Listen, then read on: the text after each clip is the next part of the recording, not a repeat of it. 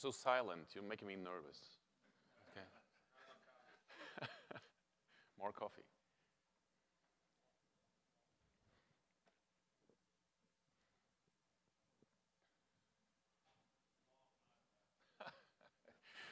Oh, yeah.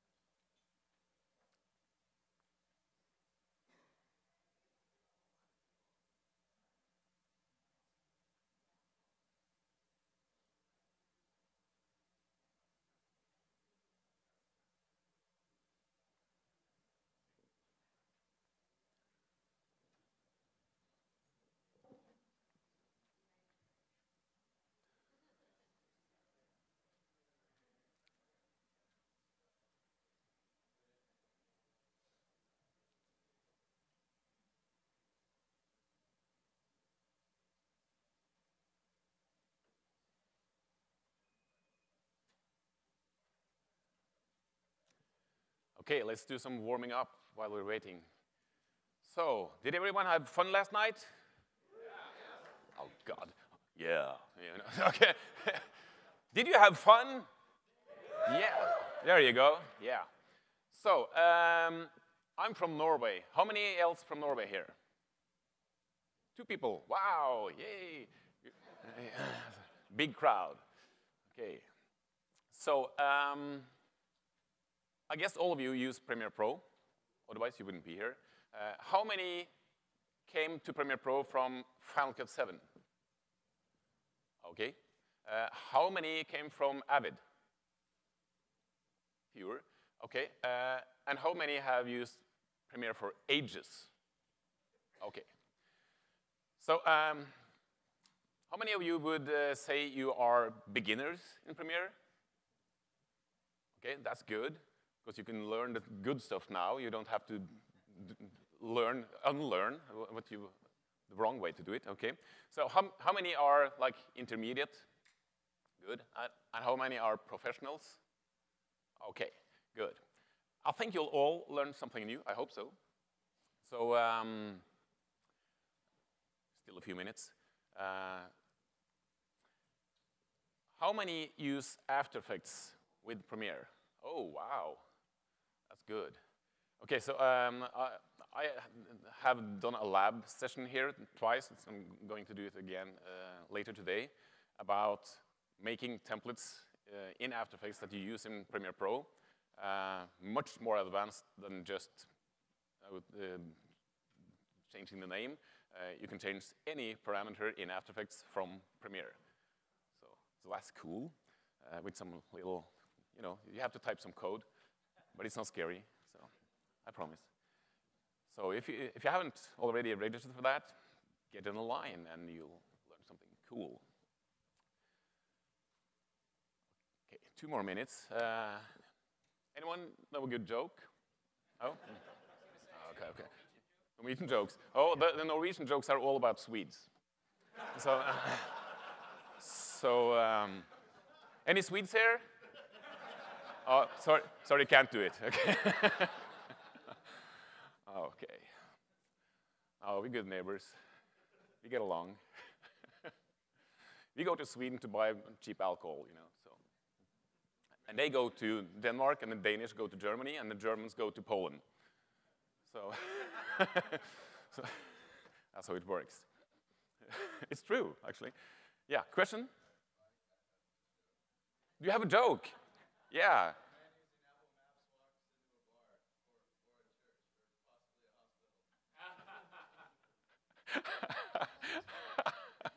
Oh, took a while. Okay. Okay. So, we're going to do time-saving techniques in Premiere today. I will stand while I do the start of the presentation. I have to sit down when I do the stuff. I apologize for that.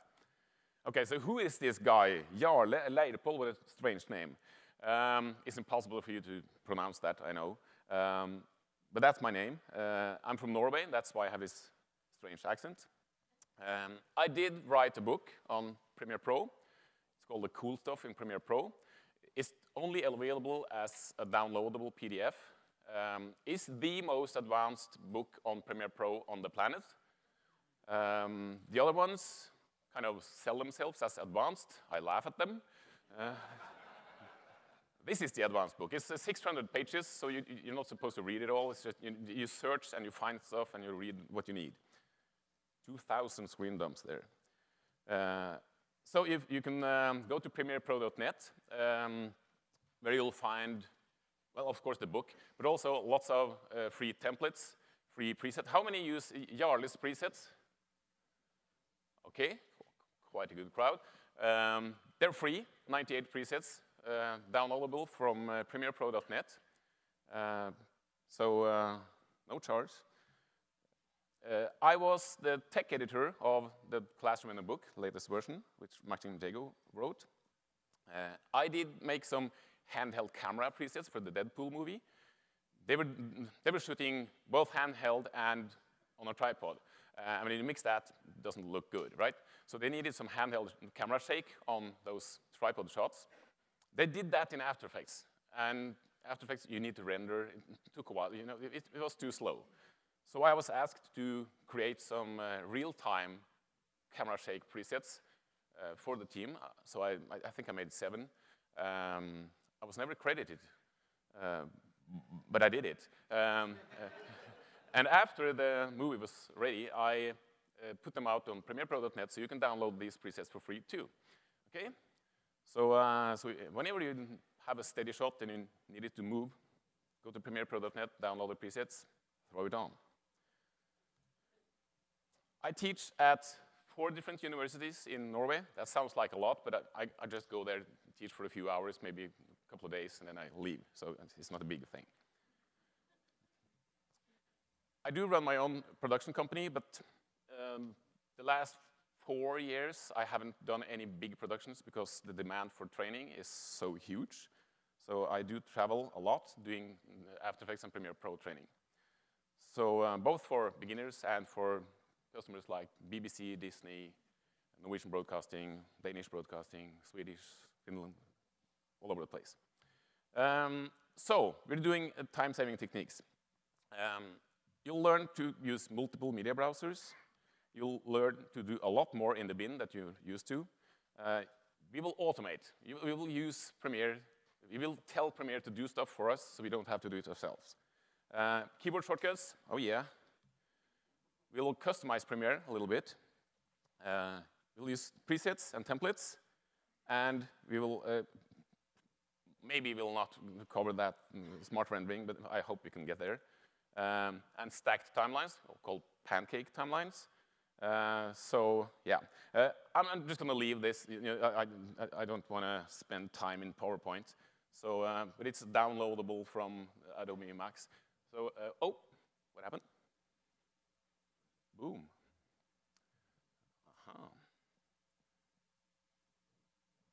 Did it just go black now or earlier? Just now? Magic. Okay, I can see Premiere Pro. Let's just go out and then back again. It's probably going to work. Yeah, there we go. Yep. On and off. Okay, can you see this? Good. I'll have to sit down. Apologize for that. Okay, since so many of you came from Final Cut and Avid, how do you set your in and out points? You double-click, you open in a source monitor, you set your in, you set your out, and then you put it in a timeline. That's too much work, okay? So we'll come to that. Okay, so what can we do first? Well, I like to have list view in my project panel like this. Well, that's a problem because when you have list view, you don't see thumbnails.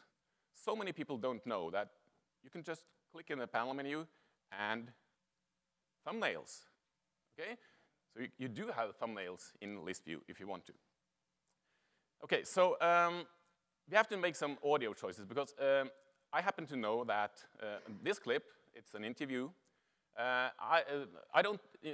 There's 2 audio channels on that clip. You know, it's the lavalier mic, which is a good audio, and then there's a camera mic on the other track. I don't need that bad audio. I only need a good one, okay? So in the bin, hit Shift-G, and you get this modify clip dialog. So, and here you can choose whatever you want. You can make it stereo, you can make it mono, and you can choose the tracks. But that's a little bit too much work. So if you've done that once, you should just save as a preset. So if you do something here, it will, you know, this save as a preset will appear. So I've done that, of course. So let's say I want mono audio and only the right channel for this clip. For the other ones, I also want just to get rid of the bad audio. And on these clips, it's mono, but only the left channel. Okay? So that means I don't have to, yeah, they're used in another sequence. So that means when I put it in a timeline, I don't have to delete the bad audio. It's already gone. Okay? This saves you a lot of work. that you're probably not even aware of you doing, because you do kind of automatically. You put it in the timeline, you delete all the audio you don't need. But why put it there in the first place? Don't do that. OK, so we've done some audio channel choices.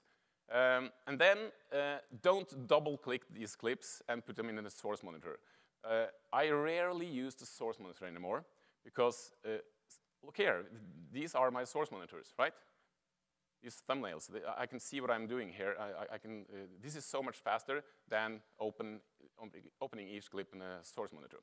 So what can we do with this little panel here? Well, we can use it as a storyboard. So instead of choosing one by one, I'll say, OK, I want to start with this one, like a walk around. Oh, it happened. Ooh. There you go. No?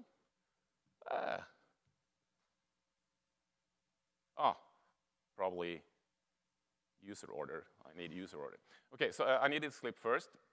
And you know, this could be in any order. But I want to start with that clip. Then after he's you know, walked around this wing here, I want him to check the flaps. When he's checked the flaps, he can check the propeller. When the propeller is OK, they can start the airplane. When the airplane has started, they can do a takeoff. And when they're in the air, Brian can talk, and then they can land. So this is my story now, OK? Sorry, I just have to switch to the other timeline here. OK, so these are my clips. And I can't do this. I can't just select them like that, because when I put them in the timeline now, the order will be the order I select them. So this will make those two clips come first, and so on. So don't do that. Just click the first one, shift-click the last one you want, and then put it in the timeline.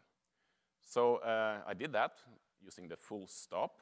OK? It seems I've missed one audio thing here, but that's OK.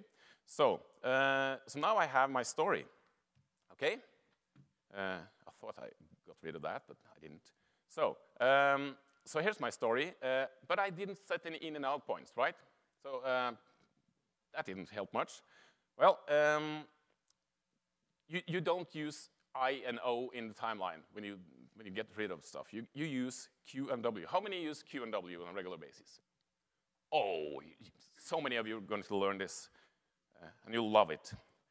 OK, so I can go by, you know, JKL, you know that. So if I want my in point here, I want to get rid of, you know, this part here of the clip, right? So, and I don't do that by in and out or by dragging or stuff like that. I just hit Q, and it's gone. OK? Then I go further. OK, when it starts to lift the flaps there, OK, I have a close-up of that, so I can cut to that. W cuts the tail off. OK? So Q cuts the top of the clip, and W cuts the tail off. So Q, and let's see what you can do here. I cut on that movement there. W, here he comes, Q. OK, I think I've seen that now. W, there you go. And don't use the arrow keys to move left or right, because you're already resting your hand on JKL. Just press K and hit J or L to go frame by frame. OK, so Q there. Oh, that's low audio. That's OK. OK, Q and W. We take, yes, you. Q. We take with experience. You don't have time to listen to Brian. Short, unimproved airstrips. W, Q. See how fast it is?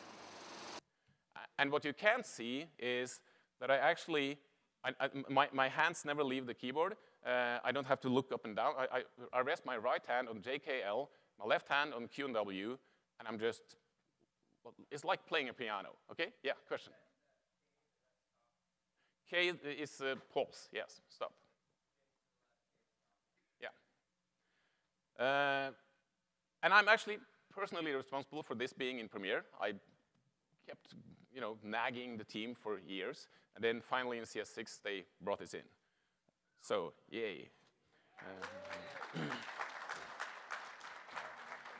The problem is, when you're a programmer or you develop stuff, you tend to use small projects, right? So I was telling them, okay, I need a fast way to do top and tail. And they said, well, you can do this. And that was like add edit, select clip on the left, ripple delete. Add edit, select clip on the right, ripple edit. That's three things every time you cut top and tail. And then I opened my project that I had with me and said, okay, here's my project with 6,000 files. I'll set the first in point your way. And now you can do like 5,999 more in and out points, and let's talk. And then, okay, I get it. So, yeah. Okay. So this is the fastest way you can edit, actually, because there's no faster way. You have to kind of push at least one button. So, yeah, surprise. Okay, so yeah, unlimited source monitors. That means when you have this panel open like this, you can use every one of these as your source monitor. You can also set in and out points here if you want to do that. So use the bin, not the source monitor. So what else can you do in the bin? Well, say you have say you have an interview or many interviews, like these are 4 interviews. You want them to be, there's probably some here's the one with uneven ambience, okay? And you can go in a timeline and then normalize these instead of leveling out manually. You hit G for gain, and you don't adjust the gain. You just normalize all those peaks here to, say, -15. And OK. And they're now the same, and you can just add some crossfades, and you're done. So most people know that, but they don't know you can do that in the bin too. So you can select, if this is an interview, just select the clips, hit G, and normalize all peaks to whatever. Now, I normally normalize my clips to 0.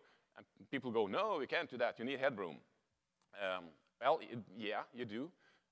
But you will get headroom when you normalize to 0 dB, because these are mono clips.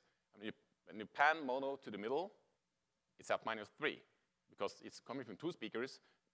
If it was at 0, it would be twice as loud. So every audio mixer will lower by 3 dB when you pan it to the middle. So you don't destroy audio when you normalize to 0. So you can just do that. And now, when I put these in the timeline, they will already be at the right level, all of them, right?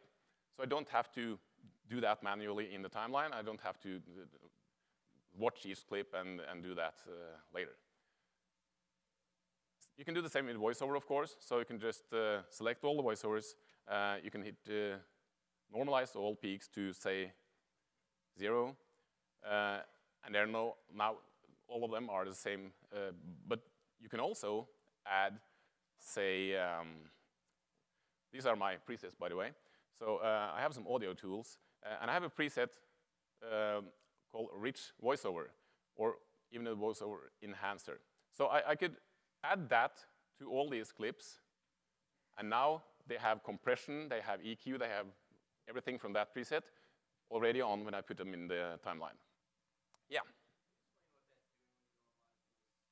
It's taking the highest level of each clip to the same level, okay? So that works beautifully when you have just a voice. If you have someone talking and then loud sounds like this, that loud sound would be normalized to that level. So if you have lots of high peaks, that's not the person talking. You will have to do some manual tweaking. Yeah. Normalize first, then compress. Because my presets will be set, they will be adjusted to a certain level. And if, so it kind of expects a certain level. If it's below or above that level, the compression won't work as well. Okay. So you can. What we just did was to add effects to audio. You can, of course, also do that to video. So say that maybe these clips are a little bit. I'll just open one of them. So say that these are a little bit blue, all of them, okay? And I want them not to be bluish, I want them warmer. So I can just use a preset. I have like, let's see, no, CTO orange maybe, 25%, that's one of my presets. And now all these clips are warmer, okay? So you can also kind of do some pre-work before you add it in the timeline. I can't stand watching bad images when I edit, so I tend to do this. If you have a good GPU, it shouldn't be a problem. So what else can we do? Well, we have this is the same thing. You know, it's a little bit bluish, so I could throw this on every clip or as a master clip. Anyway, this is an adjustment layer. It's just, you know, it's an adjustment layer. So if I want more contrast, I would use an adjustment layer, and then I'll just search for my S-curve preset, and let's use the light one. So that's what you normally do, right? What if you have a large project and you don't really want to do that on all the adjustment layers? You can drag this S-curve preset to the adjustment layer in the bin. Okay? So I just drag the preset from here up to this, and now if I add that adjustment layer, it's already on there. So you can actually save lots of effects presets kind of in your bin and just drag them on. You with me? Good. I'll delete that. Yes, question?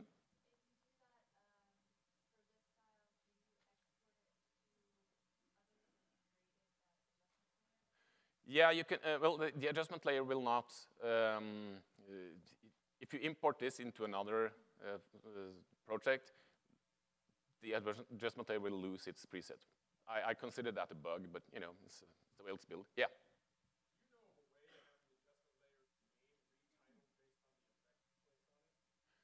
Excuse me again. You know how the adjustment layer can it be renamed automatically when you drag that effect onto it to match that effect? Oh, that would be nice. Yeah.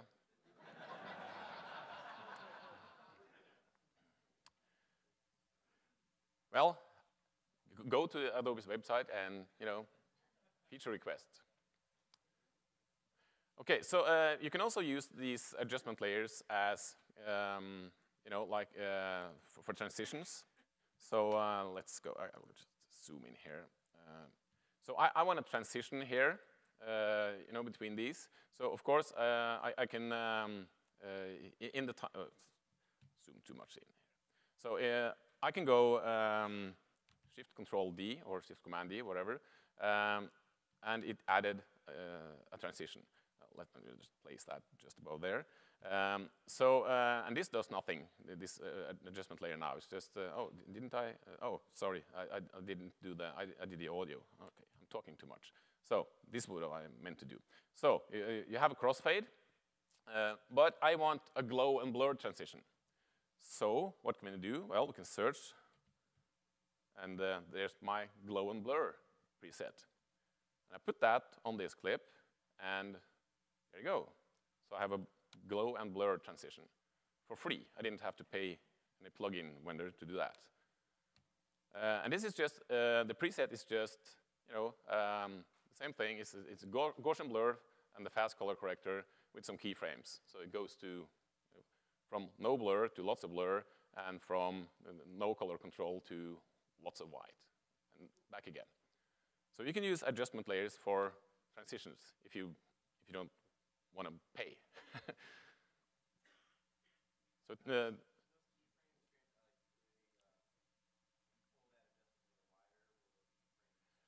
no, but you could, when you save the preset, you can tell it to scale, because when you save a preset, you have the choice. So let's just double click here.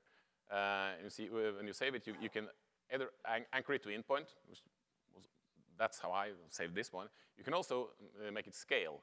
And that makes the keyframes just stretch if the clip is longer. But some of these transitions will look just strange when they're too long, so I tend to, instead of having different presets, I will just drag these keyframes if I need to. Okay. So we're doing good. Okay. So what else? Batch sync dual system audio. Okay. So if you have dual system audio, how many use dual system, like you have a separate audio recorder? Yeah, okay. How do you sync this? How many of you use merge clips? Don't do that. Don't. Merge clips is evil. Okay, I'll show you what I mean. Okay, so here are some audio clips. I can, of course, play them. By the way, these have like 3 and 4 tracks, and you can see most of them are empty. What do I do then? Yeah, I select them, Shift-G, and I say not use file, but mono, and left only means 1, actually. So now it's only 1 channel. I don't have to delete all that from the timeline later. And if you're doing multicam, this is extremely important, or your timeline will just, go. You have so many tracks with no audio. It's just stupid. So anyway, I can play this, but I haven't heard this. I don't know what this is. So okay, seems like the audio is just running and nothing happening. Okay, there's someone talking, but I have no idea what this is. Okay, if you use merge clips, you would have to find out what clip this is and what video goes with it, right? That takes time. If you don't have a good shot list, that takes time. So what else can we do? Well, I have the video here, and there are more video clips than audio clips. This is a disaster if you, okay. Anyway, okay, I'll just let Premiere do the job for me. I'll select all this, not the bin, because that can't be synced. But instead of using merge clips, which is such a hassle, Q and W won't work properly when you use merge clips, because the audio and the video won't start and end at the same time. So you have to delete whatever is left. Too much work. So what do? Well, we right-click. Always right-click if you don't know what to do. It's true, okay? So if I want to modify the clip, I can right-click and, there's modify, but I don't want to modify now. I want to sync. So not merge clips. That's not even selectable when I have multiple clips like this. But I will create a multi-camera source sequence. I won't do the multicam editing. I will just use this syncing method to sync my clips, okay? So I can see that I've probably used the video names, not the audio names, because they are kind of strange. So let's use the video clip name and then just underscore sync, so I know it's a synced clip. We will sync by audio.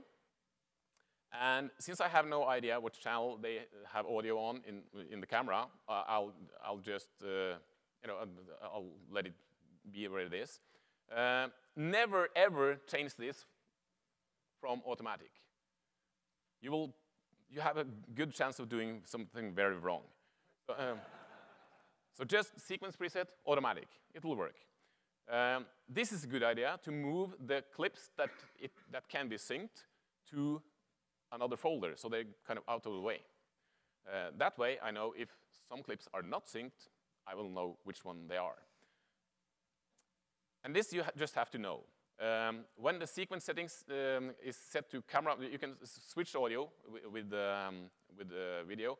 You can have audio from all cameras and camera 1. Well, it sounds like it would now take the audio from the camera, right? But if you read the manual, you know, the 5,000-page manual on the web, you will find out that if you choose this, and there is a separate audio file, that audio will be used. Because Premiere is smart enough to think that, okay, this guy has separate audio, he must mean to use it, okay? So, so even when it says camera 1, it will use the separate audio. And these choices do not matter because we're not going to do multi-camera editing. So I hit OK. It's now processing all these clips. And it said, OK, one or more clips could not be synchronized. OK, so which clips are those? Well, I know that because they are the clips. Oh, these clips could not be synced.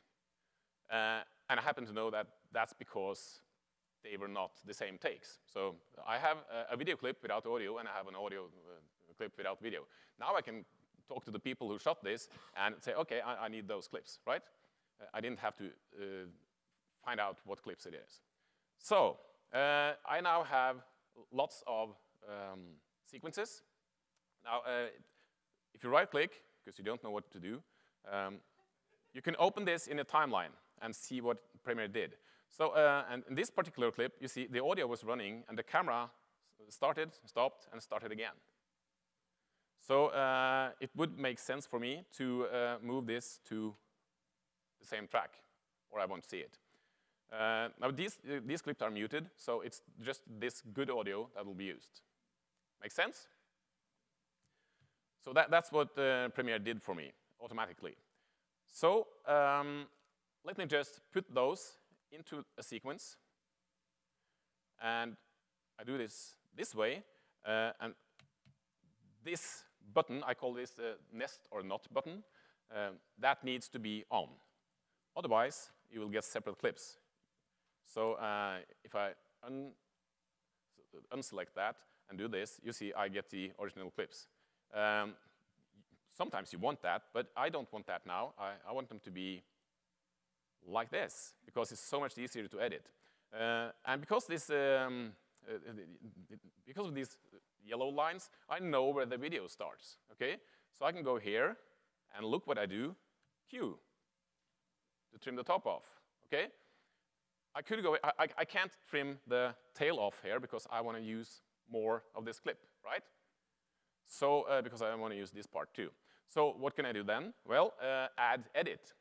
I have mapped that to my R key, because that's very, very close to Q and W. So I just hit R, and I add an edit. And then I can go here and hit Q again. And yeah, you get it, and W, and you get the idea, right? So, so this is a very fast way to sync lots of audio and video. And when you're done, and you don't want to have this in your timeline, you can just, well, I haven't edited these, but you'll get the idea. And you right-click, because you have no idea what to do, and then go to multi-camera, flatten. And then you'll get back the original files, and you can edit however you want. Was that good? Yay. So let Premiere do the work. That's the whole principle here. OK, so enough about the bin. Now about the timeline. So you know you can edit with Q and W in the timeline. But what if you want to change the edit point or something? So say I want to instead of cutting here, maybe I want to cut later in this movement. Okay, maybe I want to cut here. So if you hit Shift and Q, it will just move the cutting point to there. Okay? Otherwise, if you want to go the other way, Shift and W, and it will move. Do you see what I'm doing here? So I'm parked here, and I want this edit point to move to where I'm parked. This is a roll edit. So Shift, W, and it just moves. Okay? It's a fast way to do rolling edits in the timeline. E and R. Well, what is E? It's an extend edit. So say I have selected this point, the edit point, and I want this to be longer. I want it to go all the way here. Just hit E, and you extend the edit to where you're parked. So E is extend edit. I use that a lot for stuff like adjustment layers. You put the adjustment layer on, you just select the out point, and you go end, hit the end button, and then E, and you have stretched the adjustment layer to the whole sequence with just 2 clicks. So E is very good. I mapped R is my, I think of it as eraser, so it's add edit. That's a very strange name. So when you search for add cut point or whatever, you won't find it in a keyboard shortcut, but add edit is what you're looking for. And I mapped it to R. That means other stuff, like I think this might be, what is, no, that's, what is the default for R? Raise trace tool, which I hardly ever use, okay? So I kind of ditched that shortcut to get one I use all the time. Okay, so you also have, light show here. So we also have, select current clip, like D, and you select the clip. If you're doing stuff like color correction, this might be helpful just so you don't color correct a clip that you're not watching. So you can also select the next and the previous clip with just a control up and down arrow. I don't know what that is on the Mac, but it's something. Okay. So what else? This is a huge time saver. Say you have a little more complex edit like this. I'll go full screen on this. So lots of tracks, and sometimes you want to edit the audio on track 1 and 2. Sometimes you want to edit audio on 3 and 4. Sometimes you need to edit the lower video tracks and then the upper ones. And what we normally do is, we go like this, and you scroll here to make them higher or lower, all the tracks. Is that what you do? You shouldn't do that. Map keyboard shortcuts to this. So Shift 1, I've mapped this to. I have taller audio tracks, but flat video tracks. Shift 2, and I have taller video tracks and flat audio. Shift 3, and I have huge audio 1 and 2, or actually Shift 4 is huger audio 1 and 2, and then 5 is 3 and 4 high, and 6 is 3 and 4 even higher, and so on. You get the idea?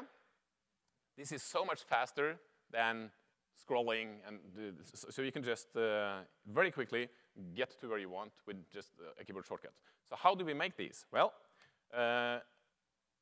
you do the layout you want. Say I wanted to have a little bit smaller audio and maybe very flat video like this, or maybe just the audio 2 should be tall like that.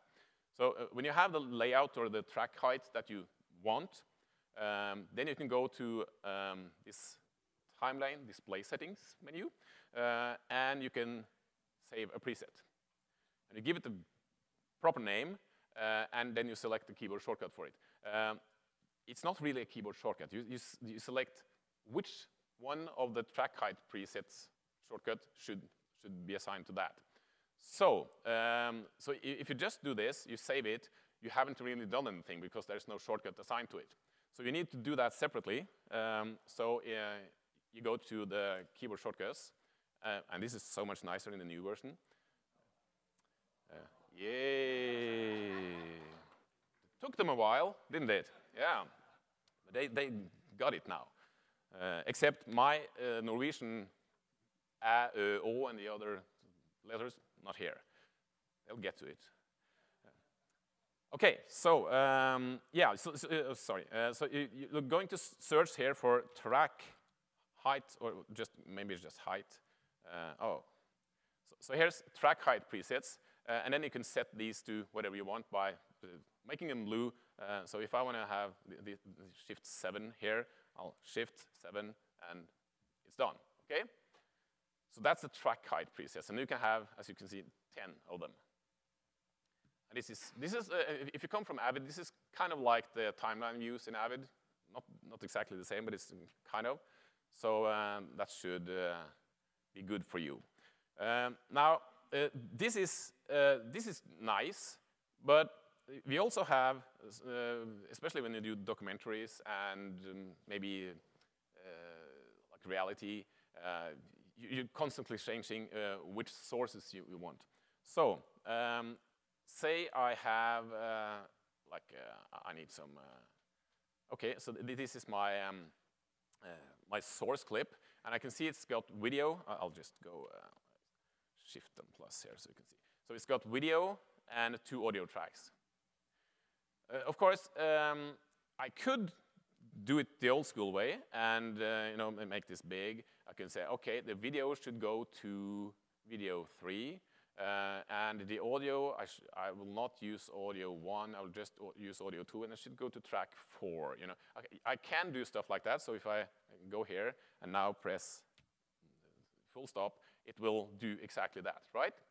But this is so boring to click and drag and click and drag, and you know, this is, we shouldn't have to do that, and we don't. So map keyboard shortcuts to it. So I'll just zoom in so you can see. So I press my numerical 1, numerical 2, 3, 4, 5, 6, 7. You see, I have presets for this, for the sources and where they will go. So instead of clicking and dragging and moving these around, you just, okay, I want audio and video on track 1, and it's done, okay? So, so these used in combination with the track height presets, fantastic. Because say you're doing say you have like what could you do? Well, reality series, and you want the audio for Brian on one track, and you want the audio for Anne on another track, always, okay? So you can do compression and such stuff later. Now, so you kind of have one keyboard shortcut for Anne audio and one keyboard shortcut for, what did I call him? Brian audio. And then you can have, of course, several more, which is so much faster than clicking and dragging here. Don't do that. So how do we save those presets? Well, again, we do the layout we want, like maybe like this, or the track selection we want. And then we can just right-click and save a preset again. And as you can see, I have lots of them. And then you can assign those keyboard shortcuts again. So you have to do that manually, the same thing. So keyboard shortcuts, and you search for, it's source channel mapping. If you search for source, you'll see source assignment preset. That's what it's called. So, so source assignment presets, you can have 10 of those too. And you can see that this will make you a lot faster when you edit big projects with lots of audio tracks and video tracks. You can automatically just put stuff on the right track. Make sense? Good. What else is new? Well, that wasn't new, by the way. But OK, how many here use Pancake Timelines? Stacked timelines. Oh, that's too few, so we'll fix that.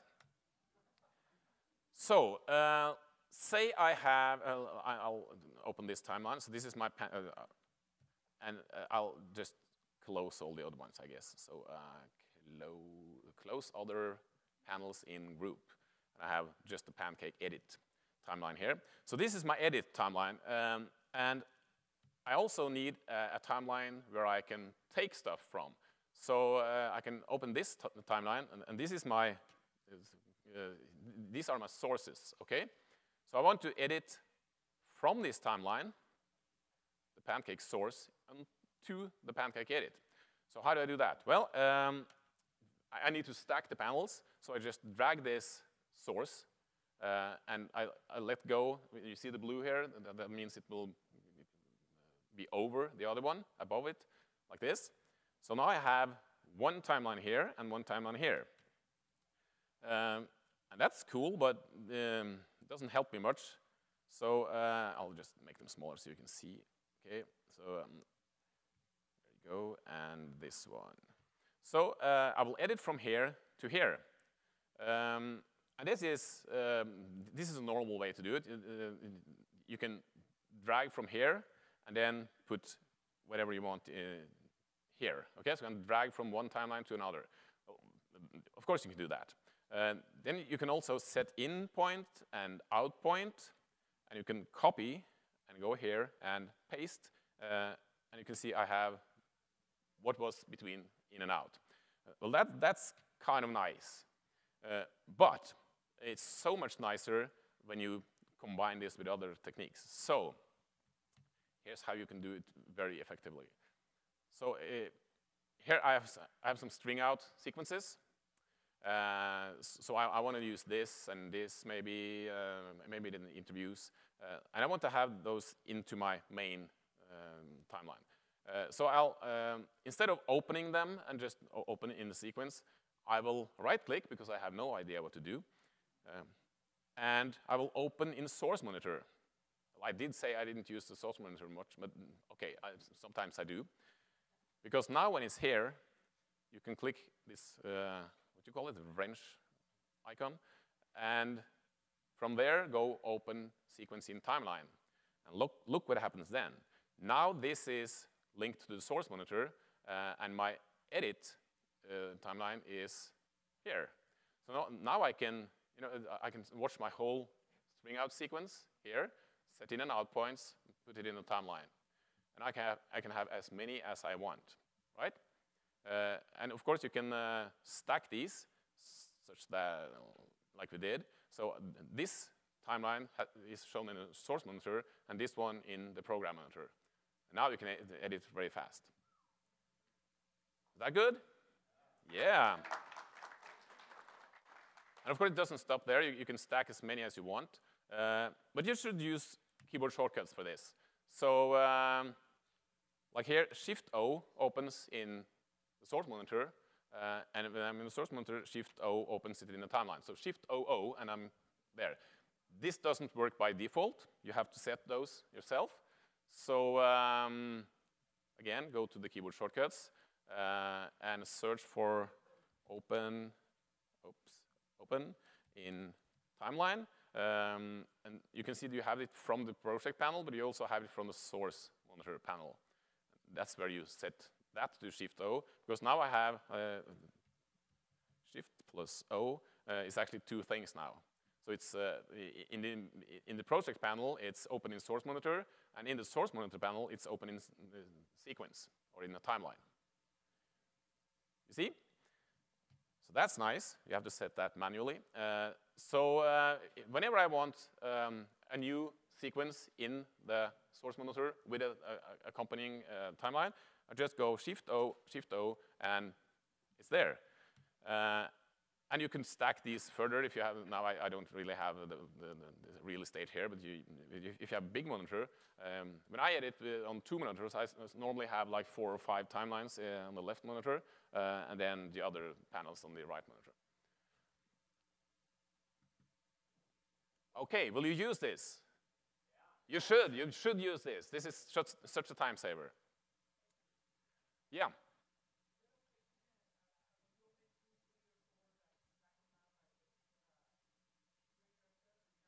No. File a feature request, that would be nice. You can save workspaces with several timelines, so that's possible. But you can't really have them automatically stack. That would be another time saver. So, OK. That was Pancake Timelines. Effects and presets for quick and powerful grading. Oh, what a nice title. OK, so this is a clip where it's kind of blown out here.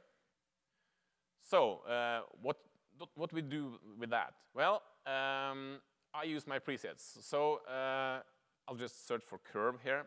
And you see I have lots of presets for curves. I have one that's with a highlight roll-off.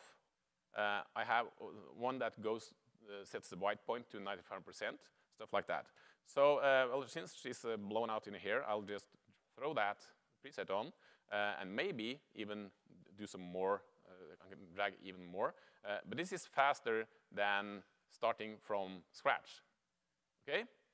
So, and of course I could make a mask. Maybe I should do this properly. So I want another curve, because I think it's a little, you know, it should be more contrast and color in this.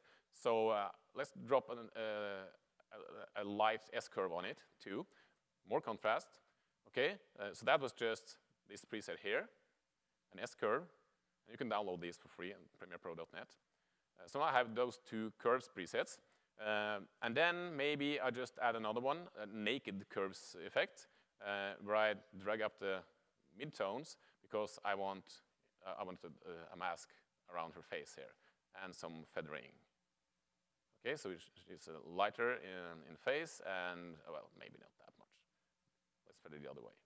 So, but you get the idea. So instead of just adding stuff, I add presets. Okay, that gets me close. So say this here, it's a little bit warm in the colors. So what can we do? Well, we can have a color temperature blue, right? And I could add it on an adjustment layer. Okay, let's do that because then I can turn it on and off. So that's before, that's after. Okay, just drag it on there and it's done. And that's a kind of a crazy preset, but it works. And here, what if I want to adjust just her skin tones? Of course, I can add a three-way color corrector and start adjusting for skin tones and the secondary color correction. But I will just search for skin, and I find my three-way skin tone fix, drop that on, and I'm close. Okay? So instead of opening all these, that I had, to open all these is several clicks. To adjust or to select skin color, that's a few clicks. I've saved all those clicks now, so I'm pretty close to where I want to be. So, okay, it's kind of greenish in that wood, so I probably need to drag more towards green. And there you go. With just one extra click and drag, I've made a mask that is her face, right? So now I can turn off that mask, and then I can do my color correction that will only affect the skin tones, right? Also the skin tones behind here on the other people. So this is so much faster than adding kind of a naked effect and then start clicking. Always use presets, and that'll get you close to where you are. Now here's a little hack. So what would you do here? This was shot, they're crossing a river with a boat. And there was kind of lots of clouds on this side when I shot. This is upwards. When I shot the other way, down the river, there was a blue sky. And when you cut those together, it just looks bad. So it looks like it's filmed on different days. So I needed blue sky here. So what would you do? How would you do that? Replace the sky? Yeah? Okay, so doing some secondary color correction and some keying and, yeah. And that's a good idea, but this particular clip was shot with a camera with quite a bit of sharpening. I'm not sure if you can see that, but yeah, you can see it now. That, the trees here are darker at the tips than down here. And the same goes for the sky. You can't see that because it's above 100, but this is white, and just before you come to the forest, it's even whiter, okay? That's what sharpening does. When you add sharpening in the camera, it just exaggerates the contrast. So it will be very hard to find that, find a balance where I don't cut off the trees too much and so on. So what I ended up doing here was a little hack. So I used the titler. So let's call that sky. So the titler has some, well, it's not the best titler in the world, I'll admit that. But it has rectangles, so I can make a rectangle. It does have the possibility to change the color, so let's make it kind of a bluish sky. Well, that's way too blue, but that's okay. I don't need a solid, I need a gradient. So I'll choose the 4-color gradient and make those 2 lower ones 0 opacity. Okay? So now it's kind of working. Maybe even more like this. Okay, so I'm satisfied with that. I'll take my sky, make it as long as the clip. And, well, it doesn't look very good, but I'm not done yet. So what can we do here? Well, blending modes. So under opacity, we have blending modes. So you can play with these. And if you don't know, you can scroll with your mouse over those, and you can quickly change between them. So what about, you know, a color burn or darker color, or, you know, you can see these are. I think I ended up using the color burn, or the linear burn or something. Yeah, this is the one I ended up using. So I made a blue sky with a title. Okay, so before, after, before, after. It does affect this here, so you could choose another blending mode. Maybe darken would be better here. It does affect his hair, so he gets blue here. Not sure if you want that. But you also have other, like linear light and so many to choose from here. Okay? So instead of trying to do a secondary color correction there, which would be very hard, I just hacked it this way.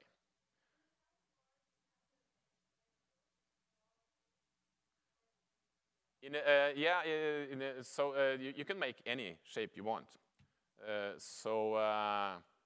You have this pen tool, and you can, you know, go do whatever you want.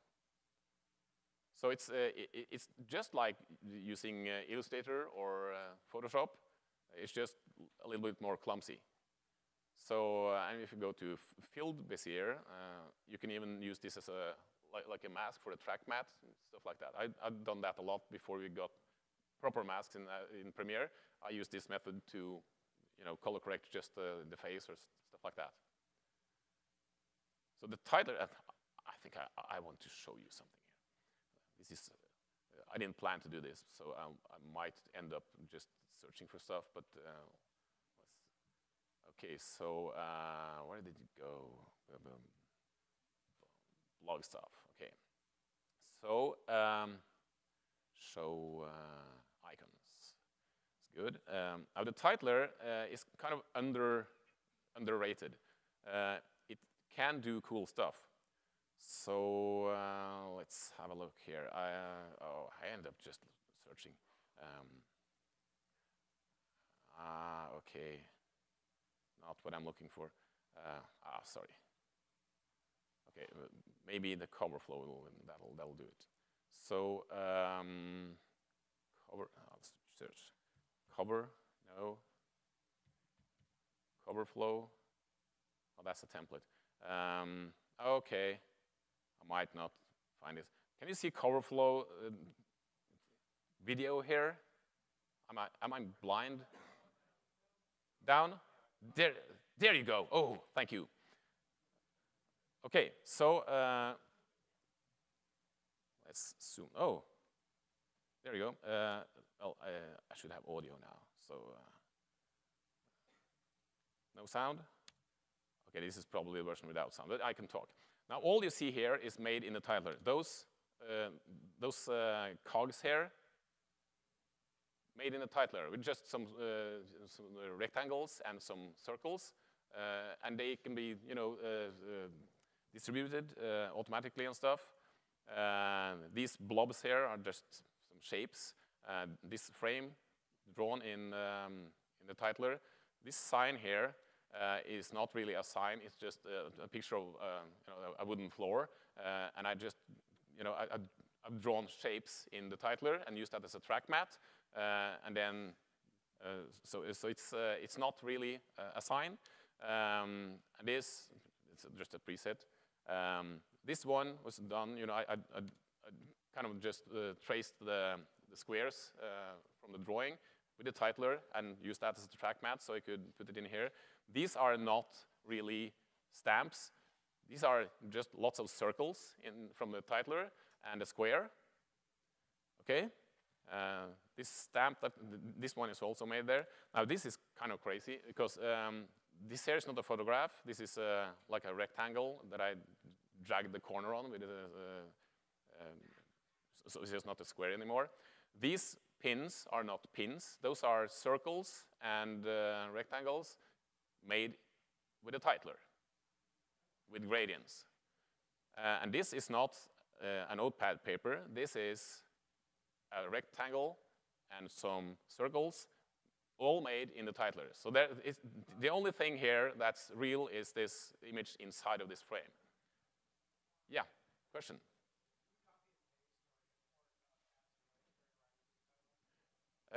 No, the titler is very special. It's no one dares to touch that code because it's old and strange and nothing like the other ones. But this is just to show you that you can do a lot with the titler. It's not really, it's simple, but you can use it for lots of stuff, like this, in the write-on effect with the drawing was made in, yeah, okay, you get it. So don't underestimate the titler. It's a good one. Sorry, I can't hear.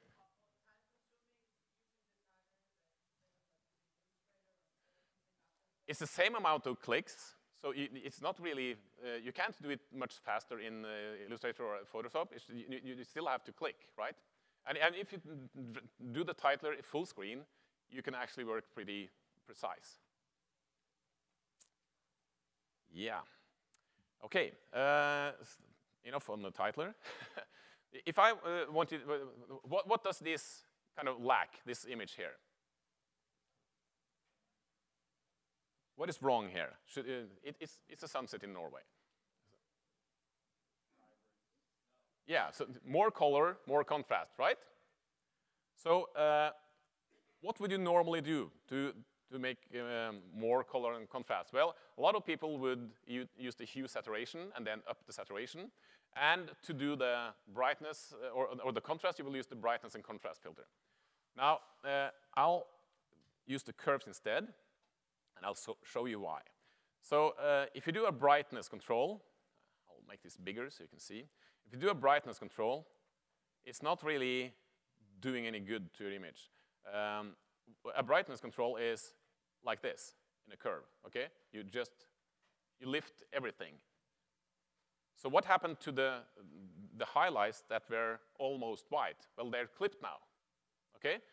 And the other way, if you go down, you lower brightness, what happened to the stuff that was almost black? Well, it's all clipped to black now. So, and contrast is even worse because that's contrast. And now you have clipped both the blacks and the whites, so lots of info in this image is now gone, right? So it's destructive. So what do we do instead? Well, I use a preset. So I have S-curve, I have light and steep. I drag my S-curve steep, and boom. You have more color, you have more contrast. And you didn't clip any whites, you didn't clip any blacks. Okay? S-curve, it's magic. Same here. This needs a little bit more contrast and maybe some more color, but not as much as the other ones. So let's use the S-curve light this time. Okay? This is a soft S-curve compared to the other one. So, so that's how I do color correction. I use the presets, and it's very fast. It gets me almost ready. So yeah, so 5 minutes? No? Question? Okay, good.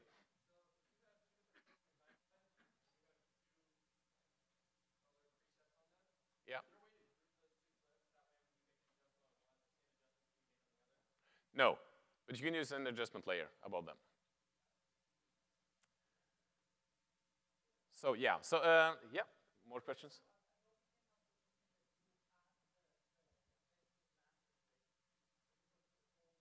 Yeah, you can do that. Yeah.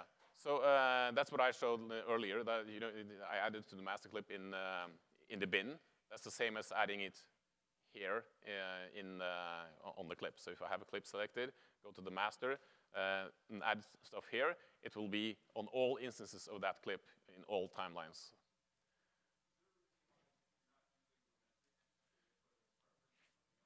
Yeah.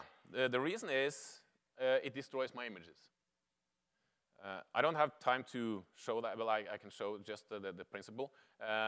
Now, say this image here. If I use curves, I can get some of the info in the sky. Oh, sorry, wrong clip. Not that one. So cut and paste. So I can get some of the info in the skies back here. You can see the clouds. Okay. So it's above 100 now, but I can drag down, and it's almost good. If you see the scopes, you can see there's info above 100, because this is XDCam, and it can store info above 100. If I drag down like this, I get it below 100, and I can see the detail. Now try that with lumetri color. So window, lumetri color. You would think that if you drag down the whites, you will get the whites, but look what happens. I don't want that. This is causing gradients to look like lots of banding. I never got my whites back. This is just, sorry to say, but it's not working for me. No. Okay, so let's just reset this. So if you open the curves and drag down, you will actually you will get it right. Okay, unless you have done stuff up here first. So if you do exposure, you can highlight. Yeah, you can. I can't really see what I'm doing here, but yeah. So you could do it with the lumetri panel, but you have to be, you have to know what you're doing there. If you want your highlights not to blow out and your blacks not to clip, lumetri is still not doing that very good. I have a tutorial on my webpage. Okay. Yeah, it's the limitations in the lumetri color panel. If you have a look at that, you will see that it's also kind of screwed up with the secondaries. So I use those so-called obsolete effects until they remove them completely. Okay. So close panel. Okay. So yeah, but what do we have here? Well, this is a good clip to do some stuff on. I have two versions of this. Okay, so I have people here. And this beautiful stave shirt from Norway is correctly exposed. And then I have this one where the clouds are correctly exposed, but the church is too dark. So you can just do stuff like that, put this one above the other one, and just draw, So you can draw an opacity mask on the clip. So you can go, I will go very fast now. So, You should never work like this, by the way. You should go full screen. It's much easier. And then I can't really draw points outside here, but I can drag them outside, so I can do this. And then, okay, so you'll get what I'm doing here. So, by the way, if you ever experience this, where you can't really draw a point here because it's too close, just draw it further away and then drag it to where you want it. Okay, and now I'll just close this. And now you can see where I'm getting. So a little bit of feathering here now. Maybe drag it a little bit down on the mountains there, like that. And I have a beautiful image. Okay? Of course, you need to have the camera on a tripod to do this. But this is kind of the poor man's HDR. So there's so much stuff you can do in Premiere with the color correction that people don't really know. Okay, so what should we do now? We have like, I think we should do just lots of Q&A. Okay, question.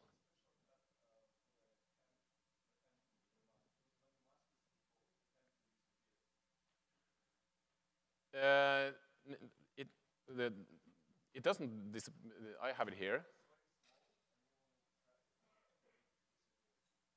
Oh, okay. I don't use the hand tool too much. I can't remember the last time I did, actually.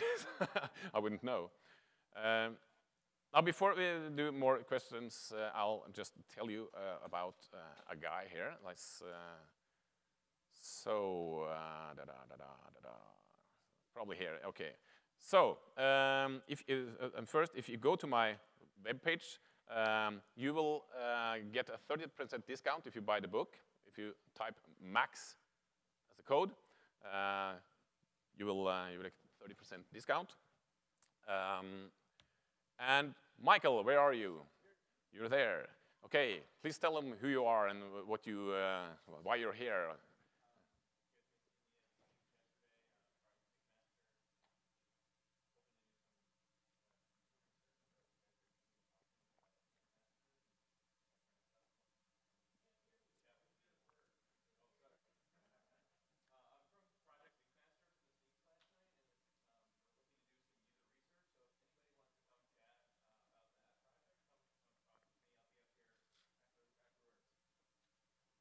Yeah. That way you can influence how Adobe makes stuff. This is good. Okay, please take the session survey. Makes me look good. Or actually, if you liked it, take the survey. If you didn't like it, come talk to me. Okay? That's much better. So, we can do more questions now, but I think this is it, okay? Woo! Thank you. Thank you. So please just come here and ask me questions. This is a new app for me. I have no idea. Oh, I killed it. Okay. Yeah.